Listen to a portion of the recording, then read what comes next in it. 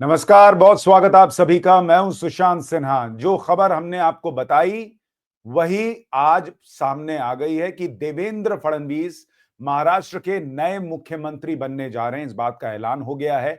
और एकनाथ शिंदे, जिन्होंने इस पूरे पॉलिटिकल ड्रामा में जैसे शादी विवाह में नाराज फूफा होते हैं वैसी भूमिका निभाई, लेकिन ना फूफा की वहां चलती है ना यहां चली है। लेकिन क्या हुआ, एकनाथ शिंदे से कल रात देवेंद्र फडणवीस मिलने के लिए गए थे। अचानक उनकी तबीयत खराब हुई, वगैरह वगैरह सब कुछ एकनाथ शिंदे ने जो किया उसका क्या मतलब रहा, पर्दे के पीछे की कहानी क्या है, आज देवेंद्र फडणवीस के नाम का ऐलान कैसे हुआ, एकनाथ शिंदे चाहते क्या थे, आज आपको इस वीडियो में सब बताऊंगा। लेकिन पहले आपसे आपकी प्रतिक्रिया पूछना चाहता हूं कि क्या आप भी देवेंद्र फडणवीस को सीएम बनते देखना चाहते थे महाराष्ट्र का, या आपकी सोच कुछ अलग है? जरूर बताइएगा। पहले आपको आज की बड़ी खबर की तस्वीर दिखा देता हूं। ये हेडलाइंस छप रही हैं। फडणवीस का सीएम बनना तय हो गया है। उन्हें भाजपा विधायक दल का नेता चुन लिया गया है और आज ही वो सरकार बनाने का दावा भी पेश कर देंगे। जो इनविटेशन कार्ड छपा है उसकी भी तस्वीर आपको दिखाऊंगा, उसमें भी बड़ी इंटरेस्टिंग बात लिखी हुई है। लेकिन पहले आपको आज वो वीडियो याद दिलाना चाहता हूं जो घूम रहा है सोशल मीडिया पर और जिसकी सबसे ज्यादा चर्चा है। देवेंद्र फडणवीस ने जो कहा था आज वो सच साबित हुआ। जरा एक बार वो वीडियो सुनिए। पानी उतरता देख मेरे किनारे पर घर मत बसा लेना। मेरा पानी उतरता देख मेरे किनारे पर घर मत बसा लेना। मैं समंदर हूं, लौट कर वापस आऊंगा। तो आज इस वीडियो की बड़ी चर्चा है कि देवेंद्र फडणवीस ने कहा था मैं समंदर हूं, मैं लौट कर वापस आऊंगा, और वो लौट कर वापस आ गए। उसी मुंबई में मुख्यमंत्री के आवास में जाने के लिए, जिस जगह को उन्होंने त्याग दिया था सिर्फ पार्टी के शीर्ष नेतृत्व के कहने पर कि आप डिप्टी सीएम बन जाइए, शिंदे को बनने दीजिए।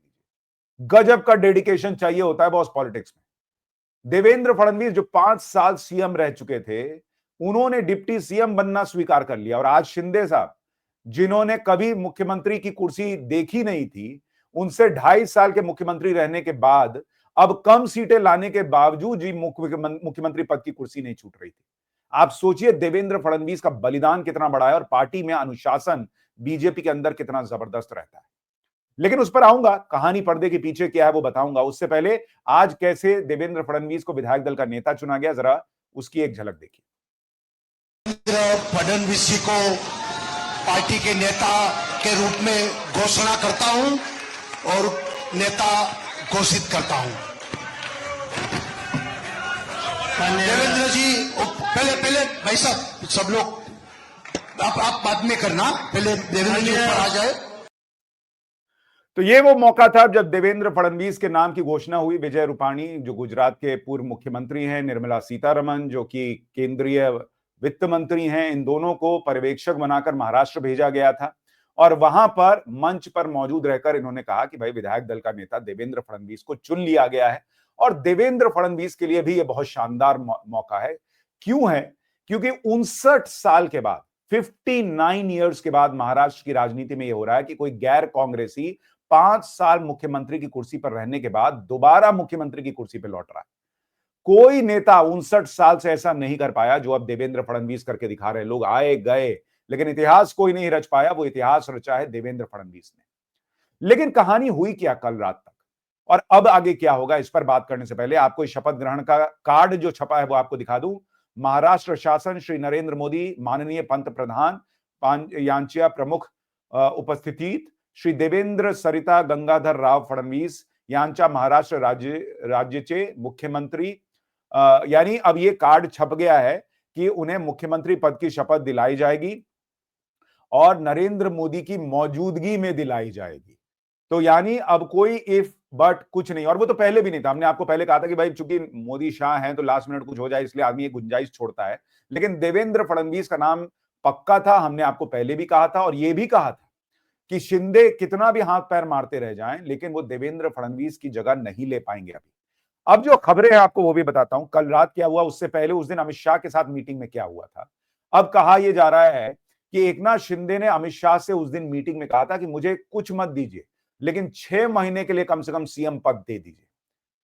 ये एकनाथ शिंदे चाहते थे कि भाई मुझे बस 6 महीने के लिए आप मुख्यमंत्री बना दीजिए। लेकिन बीजेपी ने इस पर क्या जवाब दिया वो बड़ा इंपॉर्टेंट है। पहले यह समझिए कि एकनाथ शिंदे ये चाहते क्यों थे। इसका सीधा सीधा मतलब यह है कि एकनाथ शिंदे एक ईगो की लड़ाई लड़ रहा है।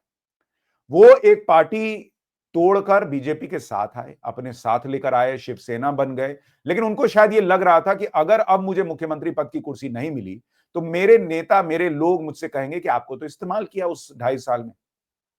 लेकिन बीजेपी ने जब ये मांग एकनाथ शिंदे ने रखी तो बीजेपी ने क्लियरली ये कहा कि बॉस आप ये बताइए ये कैसे संभव है कि आपको हम 132 सीट लाने वाली बीजेपी ये कहे कि हम एकनाथ शिंदे को 6 महीने के लिए मुख्यमंत्री बना देंगे। इस पर एकनाथ शिंदे का कहना था कि भाई आपने तो कहा था कि हम देखेंगे इलेक्शन के बाद क्या होता है। तो बीजेपी की तरफ से ये कहा गया कि आप ये बताइए, चलिए थोड़ी देर के लिए आप बीजेपी के अध्यक्ष बन जाइए और ये बताइए कि आपको 132 सीट आई है, क्या आप छोड़ देंगे मुख्यमंत्री पद की कुर्सी, ये बताइए। और इस पर एकनाथ शिंदे कोई जवाब नहीं दे पाए। देखिए बीजेपी के लिए यह भी संकट की स्थिति थी कि वो अगर एकनाथ शिंदे को 6 महीने के लिए मुख्यमंत्री बनाएगी तो अजीत पवार पूछेंगे कि हमने क्या गलती की बॉस, हम भी तो शरद पवार को छोड़कर आए, हम भी तो एनसीपी तोड़कर आए, आपने उस वक्त भी एकनाथ शिंदे को सीएम बनाया, हमको तो नहीं बनाया। तो अजीत पवार कहेंगे कि 6 महीने, अच्छा एक काम कीजिए 6 महीने शिंदे तो 6 महीने मुझको, फिर 6 महीने बाद एकनाथ शिंदे के अरमान फिर जाग गए, तब क्या करेगी बीजेपी। और बीजेपी ने यही कहा कि यह परंपरा गलत हो जाएगी कि आपको 6 महीने के लिए बना दिया, उसके बाद क्या करेंगे, आपने नहीं छोड़ा, फिर उद्धव ठाकरे वाला मान लीजिए मामला हो गया, तब क्या करती बीजेपी। और कोई भी पार्टी, देखिए इतना जरूरी था कि एकनाथ शिंदे जैसे एक कार्यकर्ता जो शिवसेना में तो कभी मुख्यमंत्री नहीं बन सकते थे उद्धव ठाकरे के रहते हुए, उनको इस बात का एक तरीके से आप कहिए कि इनाम मिला, या आप कहिए कि उनका सम्मान रखा गया कि आप शिवसेना छोड़कर आ रहे हैं, चलिए आप 2.5 साल राज कीजिए और हमारा नेता आपसे बड़ी पार्टी होने के बावजूद वो बैक सीट पर बैठेगा, वो डिप्टी सीएम बनेगा। देवेंद्र फडणवीस का बलिदान कोई छोटा था, लेकिन बीजेपी ने उनको मौका दिया एकनाथ शिंदे को। अजीत पवार को साइड में रखा गया। आज की डेट में अजीत पवार की पार्टी का स्ट्राइक रेट एकनाथ शिंदे की पार्टी के स्ट्राइक रेट से ज्यादा है जो विधानसभा चुनाव है उसमें। तो अजीत पवार तो मुख्यमंत्री की कुर्सी नहीं मांग रहे, वो तो नहीं कह रहे कि मुझे मुख्यमंत्री बना दीजिए, क्योंकि उनको समझ में आता है कि भाई 132 सीट लाने वाली पार्टी जो है वो कैसे पीछे बैठेगी, वो भी उस महाराष्ट्र में जहां उनका सीएम रह चुका है। बिहार से कंपैरिजन ही गलत है। और एक बात यह भी याद रखिए कि भाई बीजेपी के लिए यह भी जरूरी था कि अजीत पवार को भी सम्मान दिया जाए, क्योंकि अजीत पवार की पार्टी के लोग भी पूछ रहे थे कि अजीत पवार किस मुंह से वहां गए, उनको क्या मिला, उनको क्या हासिल हुआ। इसलिए बीजेपी ने यह बैलेंस बनाया। और एकनाथ शिंदे, कल रात कहा जा रहा है कि देवेंद्र फडणवीस एकनाथ शिंदे से मिलने गए थे, उनकी तबीयत जब खराब हुई तो देवेंद्र फडणवीस कल रात मिलने गए उनके घर पर, वहां पे चर्चा भी हुई और देवेंद्र फडणवीस ने एक तरीके से एकनाथ शिंदे को इस बात का भरोसा दिलाया कि आप छोड़िए, बात खत्म कीजिए, आप आएंगे 5 तारीख को तो अच्छा रहेगा, अच्छा लगेगा, क्योंकि देखिए शपथ ग्रहण नहीं रुकने वाला और पॉलिटिक्स में मैसेजिंग बड़ी क्लियर होती है। एकनाथ शिंदे दिल्ली में अमित शाह से मिलकर आए, उसके बाद उन्होंने ये सारा सियासी ड्रामा शुरू किया कि गांव चले गए, फिर मीटिंग में नहीं आए, फिर तबीयत खराब हो गई, फिर अस्पताल चले गए, मतलब हर तरह से वो मीटिंग से भागते रहे। अब जब वो लास्ट मोमेंट तक नहीं माने तो बीजेपी ने क्लियर मैसेज दिया कि अब दिल्ली से बात नहीं होगी, जो बात करनी है देवेंद्र फडणवीस से कीजिए, क्योंकि आप लोग को मिलकर सरकार चलानी है। आप बार बार कहते हैं कि अमित शाह और नरेंद्र मोदी ने जो कह दिया वो मेरे लिए अंतिम शब्द है, तो अमित शाह और नरेंद्र मोदी ने कह दिया कि फडणवीस सीएम बनेंगे, तो मानिए उस अंतिम शब्द को, फिर फूफा की तरह मुंह फुलाने से क्या होगा। तो इसलिए कल देवेंद्र फडणवीस का जाना एकनाथ शिंदे से मिलने के लिए एकनाथ शिंदे के लिए भी मैसेज था कि अब दिल्ली से डील नहीं होगा बॉस, अब खत्म, वहां से तार कट गए, जो बोलना था हमने बोल दिया, अब बात कीजिए, डील कीजिए देवेंद्र फडणवीस से। और देवेंद्र फडणवीस ही अब वहां पर प्रमुख हैं, कर्ता धर्ता है, ये भी मैसेज दे दिया गया। भाई आपकी कंपनी में क्या होता है, अगर आपका कोई एक एम्प्लॉय नाराज है और उसका इमीडिएट बॉस जो है उसको छोड़ के वो चलिए मान लीजिए मिलने चला गया कंपनी के उससे बड़े वाले बॉस से, तो एक बार बात हो गई। अब वो बॉस अगर बार बार मिल रहा है, इसका मतलब वो बीच के लेयर को खत्म कर रहा है।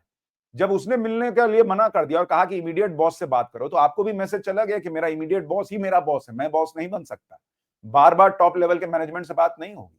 तो ये कल उस मीटिंग में क्लियर मैसेज चला गया जब देवेंद्र फडणवीस मिलने गए, और कहा जा रहा है कि उन्होंने अच्छे से सौहार्दपूर्ण माहौल में बात की है, एकनाथ शिंदे को ये यकीन दिलाया कि भाई आपके सम्मान में कोई कमी नहीं रहेगी, क्यों इस तरह से करना। और अजीत पवार का गुट जो है वो पूरी तरह से बीजेपी के साथ इंटैक्ट था, ये बात भी एकनाथ शिंदे को समझ में आ रही थी। इसलिए एकनाथ शिंदे भी, ऐसा माना जा रहा है कि शपथ ग्रहण में शामिल होंगे, उनको भी चीजें समझ में आ गई हैं। लेकिन बीजेपी किस तरह से काम करती है आपको ये देखना चाहिए, और उसके लिए आपको ये भी देखना चाहिए कि किस तरह से 22 साल की उम्र के सबसे युवा पार्षद से 44 साल की उम्र में महाराष्ट्र के दूसरे यंगेस्ट सीएम देवेंद्र फडणवीस ने कितना बड़ा सफर तय किया है। आप इस व्यक्ति की कहानी सोचिए। भाई बीजेपी में मैं कई बार कहता हूं, कई लोग जो है अचानक से सामने आते हैं तो लगता है कि यार इनको उठा के नरेंद्र मोदी ने बना दिया, लेकिन बीजेपी में जो सालों की आपकी मेहनत है उसकी बड़ी कद्र होती है। आप देखिए 2014 से 2019 तक 18वें मुख्यमंत्री रहे देवेंद्र फडणवीस और 44 साल की उम्र में मुख्यमंत्री बन गए। लेकिन आप इसके पहले देखिए 90s के दशक में अखिल भारतीय विद्यार्थी परिषद में शामिल हुए थे, एबीवीपी में शामिल हुए थे फडणवीस, और 1992 में नागपुर के रामनगर वार्ड में पहला नगर निगम का चुनाव जीते। 22 साल की उम्र में युवा पार्षद बने। उसके बाद आप सोचिए वहां से लेकर 1997 में फडणवीस नागपुर नगर निगम के सबसे युवा मेयर बने और दूसरे सबसे युवा मेयर भी बने भारत में। उसके बाद 1999 से 2004 तक लगातार 3 बार महाराष्ट्र विधानसभा के सदस्य के रूप में काम किया। तो देवेंद्र फडणवीस का भी एक लंबा सफर है। तो जो वो कह रहे थे कि मैं समंदर हूं, मैं लौट के आऊंगा, ये उनका अपना कॉन्फिडेंस है। उनको पता है कि बॉस मैंने प्रूव किया है अपने आप को। और महाराष्ट्र के लिए ये बड़ा दिलचस्प है कि अब देवेंद्र फडणवीस फिर से मुख्यमंत्री हैं। अजीत पवार का पूरा सहयोग मिल रहा है। शिंदे साहब मुझे लगता है जितना मुंह फुलाना था फुला चुके, और अगर वो अब और कुछ प्रयास करेंगे तो उनकी फजीहत ही होगी। हाँ, इससे मैं ये जरूर कह सकता हूं कि एक थोड़ी सी लाइफलाइन उद्धव ठाकरे को जरूर मिली है कि भाई वो ये कह सकते हैं कि देखिए एकनाथ शिंदे को सीएम नहीं बनाया तो शिव सैनिक का सम्मान नहीं हुआ। लेकिन वो अब ये 5 साल में किस तरह से एकनाथ शिंदे का व्यवहार रहेगा, क्या रहेगा, उसमें चीजें प्रूव हो जाएंगी। बीजेपी के लिए यह भी इंपॉर्टेंट था कि शरद पवार का रिवाइवल ना हो जाए, क्योंकि उद्धव ठाकरे तो निपट चुके हैं और उद्धव ठाकरे में वो स्ट्रैटेजी बनाने, वो राजनीतिक समझ उस तरह से नहीं है जो शरद पवार में। इसलिए अजीत पवार को सम्मान देना भी बड़ा जरूरी था, क्योंकि अगर अजीत पवार शरद पवार के पास वापस जाते हैं तो वो एनसीपी को मजबूत कर देगा और बीजेपी ने महाराष्ट्र में जो स्थिति क्रिएट की है वो सारा बेनिफिट चला जाएगा। इसलिए अजीत पवार को इस तरह से बीजेपी साइडलाइन नहीं कर सकती थी कि शिंदे को सब कुछ दे दिया, अजीत पवार को साइड कर दिया, क्योंकि उद्धव ठाकरे से ज्यादा जरूरी है शरद पवार को उनकी पॉलिटिक्स को किनारे लगाकर रखना। इसलिए ये सारा पर्दे के पीछे खेल चला। एकनाथ शिंदे जो कर सकते थे उन्होंने किया। बीजेपी का तय था कि भैया फडणवीस बनेंगे तो बनेंगे, आपको जो करना है करो, 5 तारीख को तो शपथ ग्रहण होगा, वो होने जा रहा है और देवेंद्र फडणवीस अब मुख्यमंत्री पद की शपथ लेने जा रहे हैं। आपकी इस खबर पर राय क्या है मुझे कमेंट करके जरूर बताइएगा। नमस्कार।